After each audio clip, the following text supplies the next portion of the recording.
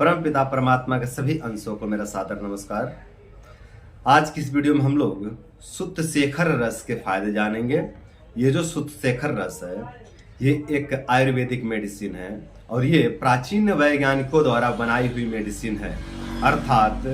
जो अपने प्राचीन ऋषि महर्षि हुए हैं, जो अपने प्राचीन वैज्ञानिक हुए हैं, जो अपने प्राचीन वैद्य चिकित्सक हुए हैं, उनके द्वारा बनाई हुई ये मेडिसिन है। और उन्हीं के फार्मूला के आधार पर आज की जो आयुर्वेदिक आधुनिक फार्मेसियां हैं वो इस शुद्ध शेखर रस को बनाती हैं। और ये शुद्ध शेखर रस बहुत सहजता से, बहुत आसानी से आपको आपके नज़दीकी आयुर्वेदिक स्टोर पे उपलब्ध हो जाता है। तो वहाँ से आप इसको लेकर के इसका सेवन कर सकते हैं और इसका सेवन करके लाभ उठा सकते हैं। तो अब बात करते हैं कि शुद्ध शेखर रस का सेवन करके हम लोग अपने कौन कौन से बीमारी को, कौन कौन से समस्याओं को पूरी तरह से ठीक कर सकते हैं। तो अगर फायदे की बात करें तो जिन लोगों को बहुत ज़्यादा गर्मी लगता है, जिन लोगों को बहुत ज़्यादा पसीना आता है, थोड़ा भी गर्मी में काम कर लें तो पूरा भीग जाते हैं, तरबतर हो जाते हैं और गर्मी सहन ही नहीं होती है, बहुत ज़्यादा गर्मी लगता है, पसीना बहुत ज़्यादा आता है, जिन लोगों को भी इस तरह की समस्या होती है ना, वे लोग यदि शुद्ध शेखर रस का प्रयोग करते हैं, शुद्ध शेखर रस का सेवन करते हैं ना, तो जो उनको बहुत ज़्यादा गर्मी लगने की समस्या है, जो बहुत ज़्यादा पसीना आने वाली समस्या है और जो गर्मी सहन नहीं होती है ना, इन समस्याओं से उनको धीरे धीरे पूरी तरह से मुक्ति मिल जाता है। जिन लोगों को धूप में जाने से या धूप में काम करने से चक्कर आने लग जाता है, वे लोग यदि शुद्ध शेखर रस का सेवन करते हैं ना, तो जो उनको धूप में जाने से जो चक्कर आती है या फिर धूप में काम करने से जो चक्कर आने की समस्या हो जाती है ना, इस समस्या से उनको धीरे धीरे पूरी तरह से मुक्ति मिल जाता है। शरीर में पित्त दोष के प्रकोप होने के कारण जिन लोगों को रक्त पित्त की समस्या होती है और रक्त पित्त की समस्या होने के बाद नाक से, मुंह से या फिर पेशाब के मार्ग से या गुदा मार्ग से ब्लीडिंग होने की समस्या हो जाती है, वे लोग यदि शुद्ध शेखर रस का प्रयोग करते हैं ना, तो जो उनके नाक से, मुंह से या गुदा मार्ग से या फिर पेशाब से जो ब्लीडिंग होने की समस्या होती है, खून आने की समस्या होती है, जिसको रक्त पित्त कहते हैं, तो जिनको भी इस तरह के रक्त पित्त की समस्या होती है ना, वे लोग यदि शुद्ध शेखर रस का प्रयोग करते हैं, शुद्ध शेखर रस का सेवन करते हैं ना, तो उनकी ये रक्त पित्त वाली समस्या धीरे धीरे पूरी तरह से खत्म हो जाती है। जिन लोगों को अम्ल पित्त की समस्या रहती है, मतलब खाना खाते ही जिनको बार बार डकारे आने लग जाता है और उस डकार में जो कि स्वाद होता है, डकार का स्वाद या तो कड़वा होता है या फिर खट्टा होता है या फिर बहुत ज़्यादा तीखा होता है या फिर बहुत खराब टेस्ट होता है उस डकार का, उस डकार के साथ में कई बार जो है कि अन्न भी चला आता है। जिनको भी इस तरह की समस्या होती है ना, जिसको अम्ल पित्त कहते हैं आयुर्वेद में, तो जिसको भी अम्ल पित्त की समस्या होती है, जिनको भी बार बार डकार आने की समस्या होती है और डकार का स्वाद बहुत खराब होता है, पूरा मुंह का टेस्ट बिगड़ जाता है, कई बार दांत भी खट्टे हो जाते हैं इस अम्ल पित्त से, तो जिनको भी इस तरह की समस्या होती है ना, तो ये लोग यदि शुद्ध शेखर रस का प्रयोग करते हैं ना, तो जो उनको अम्ल पित्त की समस्या होती है, जो उनको बार बार डकार आने वाली समस्या रहती है, जो खट्टी मीठी तीखी डकार आने की समस्या रहती है ना, इस समस्या से उनको धीरे धीरे पूरी तरह से मुक्ति मिल जाता है। जिन लोगों को पित्तज मंदाग्नि की समस्या हो गई है, मतलब पित्त दोष का वृद्धि हुआ है, पेट में पित्त दोष प्रकोपित हुआ है और पित्त दोष प्रकोपित होकर के पेट की जठराग्नि को मंद कर दिया है, वे लोग यदि शुद्ध शेखर रस का प्रयोग करते हैं ना, तो जो उनकी पित्तज मंदाग्नि हो गई है, जो पित्त का प्रकोप के कारण जठराग्नि मंद हो गई है ना, वो जठराग्नि प्रज्वलित हो जाती है और जब जठराग्नि प्रज्वलित हो जाती है ना, तो मंदाग्नि के कारण शरीर में जो भी उपद्रव उठ रहे थे, जो भी समस्याएं उत्पन्न हो रहे थे, तो सभी समस्याएं धीरे धीरे पूरी तरह से खत्म हो जाते हैं और जो मंदाग्नि हो गई थी वो मंदाग्नि की समस्या भी धीरे धीरे पूरी तरह से दूर हो जाती है इस शुद्ध शेखर रस के सेवन करने से। पित्त प्रकोप के कारण जिन लोगों के मुंह में बार बार फोड़े पड़ जाते हैं, बार बार छाले पड़ जाते हैं, वे लोग यदि शुद्ध शेखर रस का सेवन करते हैं ना, तो जो उनके शरीर में पित्त दोष का प्रकोप हुआ है वो पित्त प्रकोप भी शांत हो जाता है और पित्त प्रकोप के कारण जो मुंह में छाले पड़ रहे थे, जो मुंह में अल्सर हो रहे थे, ये अल्सर वाली समस्या भी धीरे धीरे पूरी तरह से खत्म हो जाती है।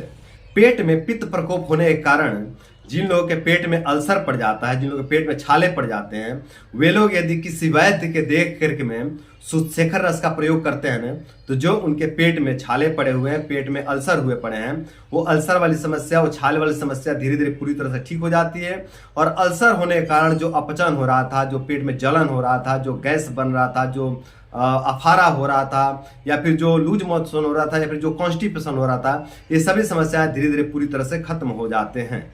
पित्त प्रकोप होने के कारण शरीर के किसी भी अंग में जलन हो रहा हो, तो आप शुद्ध शेखर रस का प्रयोग करके उस जलन की समस्या को धीरे धीरे पूरी तरह से दूर कर सकते हैं। वो जलन चाहे पेशाब में हो रहा हो, चाहे गुदा मार्ग में हो रहा हो, चाहे वो जलन पेट में हो रहा हो, चाहे वो जलन छाती में हो रहा हो, चाहे गले में हो रहा हो, चाहे मुंह में हो रहा हो, चाहे आंख में हो रहा हो, चाहे सर में हो रहा हो, कहीं भी जलन हो रही हो, उसमें आप शुद्धशेखर रस का सेवन करके इस जलन वाली समस्या को धीरे धीरे पूरी तरह से दूर कर सकते हैं। जिन लोगों को मुंह सूखने की समस्या रहती है और बार बार प्यास लगने की समस्या रहती है और बार बार पानी पीने पर भी जो है कि तृप्ति नहीं मिलती है, पेट तो भर जाता है पानी पी करके, लेकिन प्यास से तृप्ति नहीं मिलती है, फिर भी गला सूखे रहता है, मुंह सूखे रहता है, वे लोग यदि शुद्धशेखर रस का प्रयोग करते हैं ना, तो जो उनको बार बार प्यास लगने की समस्या है, जो उनको मुंह सूखने की समस्या है ना, इस समस्या से उनको धीरे धीरे पूरी तरह से मुक्ति मिल जाता है। ऊर्ध्व पित्त के कारण